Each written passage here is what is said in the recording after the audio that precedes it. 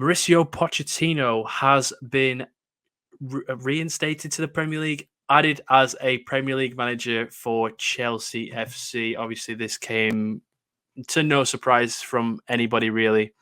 Whether it's good news, bad news, or indifferent, I think it needs to be stated on this podcast that we've got a Spurs fan, and quite frankly, I mean, if you go into his stats here, he's obviously had a lot of history with Tottenham Hotspur, runners up in the Champions League, runners up in the League Cup, 8 Premier League seasons, by the way, with Spurs and Southampton, 256 games, 132 wins, 61 draws, 63 losses.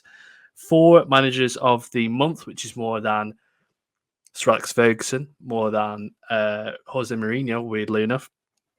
And his time at PSG was somewhat sort of tainted his managerial career up until that point. How, first of all, you're a Spurs fan. How are you feeling about it from a Spurs perspective? Well, of course, because currently Spurs don't have a long-term manager set up. And even though, as we sort of said, this Pochettino to Chelsea's kind of been, it's been touted for a little while now. And I kind of resigned myself to it a little, probably about a few weeks ago.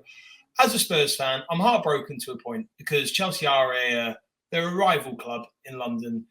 And I don't want to see, a manager that is very close to my heart, a manager that we had, I have mixed reviews, but on the whole, happy with Pochettino when he was at Spurs. Let's be honest, he took us to heights.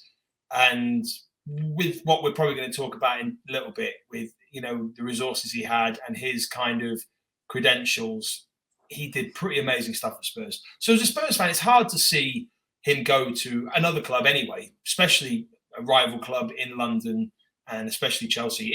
It's one less than the other ones. I don't think he'd ever go to Arsenal, but it's 1 or 2 less. We've got probably Arsenal, West Ham, and then Chelsea. The 3, they would be my 3rd least favourite. However, as I'll probably talk about in a sec, as a neutral football fan, I think it's a good move personally. But as a Spurs fan, speaking purely personally, it's not nice to see. And when he walks out at the Spurs stadium as Chelsea manager, it's going to break my heart. Not going to lie, but I'm a big boy. Hopefully, I can get over it. To sort of start. As a neutral, though, what do you think of it, Dom? Yeah, I was surprised you said it was a good move for him. I don't know about this one, to be honest with you. Chelsea are a poison chalice right now, and as we'll get into it, the managers that they've had recently, obviously, we've had Frank Lampard twice in this last 3 years, 4 years. Very much a short-term perspective on managerial sackings and signings, even with Todd Bowley, becoming the new chairman. I think that he's just carried on the way that Roman was, but in a more bizarre way. I can't believe they had an oligarch, a Russian leader, and then found a more insane owner in Todd Bowley with the signings they've made, with the brash and brass, I said the same word twice, and sort of quickness in terms of short, sacking. Very brash, yeah. Very, very brash. Graham Potter obviously sacked. It wasn't even his fault at the end of the day, and I think that Poch. Hold me to this. Poch will be sacked within 6 months. I don't think he will be there at the end of the season. Hold me to that. I don't think he will be at all. If you look at the run of form that Chelsea have had recently, I think they've completely given up on the season. And can they get themselves back into it? They have the squad too, and they have the young players that Poch likes. With the likes of Dele Alli at the time and so forth at Tottenham, it makes sense. But so did Graham Potter. I just don't think that Chelsea was the right fit for him. But you said that Chelsea were the 3rd least favourites. There's a lot of London clubs, so there was bound to be a time where Pochettino was here in London. I didn't know the relationship between the clubs. I just know that Spurs and Arsenal don't go there. That's the obvious one. No, to be honest, I say that only because Chelsea are a London club. It's a bit of not a tangent. A bit talk about the Harry Kane thing when we talk about if Harry Kane's going to stay or go. when you talk about Harry Kane going, it's like for me, Man United, that's more palatable for me than Chelsea.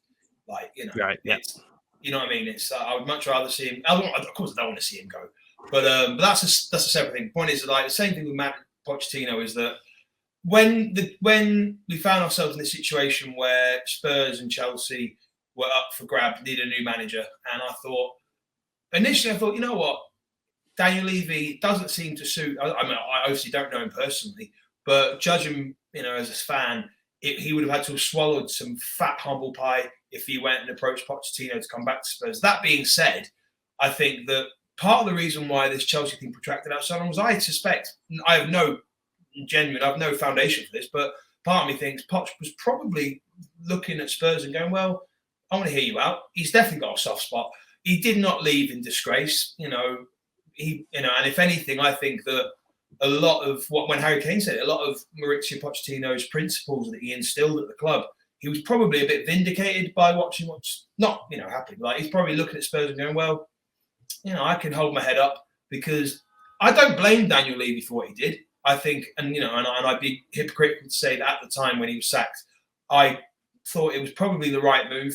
However, hindsight's a great thing. Looking back now, the debacle with Mourinho and then Conte and obviously Santos in the middle and all that, I think that Poch probably was looking at Spurs for a second and going, well, let's see what they have to say. I think Daniel Levy wasn't prepared for that. What this tells me is that Daniel Levy's still holding out for a bigger name. He's probably going to look at Enrique. The fact that Nagelsmann's dropped off, I'm not sure. But I think in terms of the Poch and Chelsea thing, taking my, my sort of, what's the word? My allegiance out of it, I think that he's probably a good choice for Chelsea. I know what you're saying, but I look at that situation at Chelsea and they've just spent, what is it, like 300 million in one window and even more over the course of a couple of windows. Any manager that goes in there is going to want to change things up. There's bound to be at least even 2 players or 3 players that are not going to suit Poch. But what Poch did do at Spurs, and probably maybe because he's now come away from PSG, is he's probably going to be a little bit of a yes man. He's not going to go in there and rock the boat massively. He's not going to go there and say, oh, well, bin him off.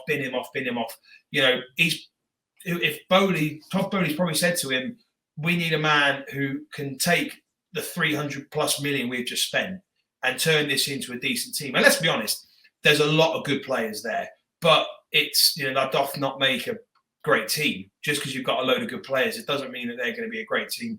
I think Poch is a man to make a team, although I do think you're right. I think that, Chelsea would have to change their ways. They definitely have to invest in him. Not just money, time. I think Poch, but will Chelsea be willing to give that time to him? I don't know. And I do think he's the right manager. I do think that he was the only man on the market who was going to be like, okay, I'll try it with this bunch of players.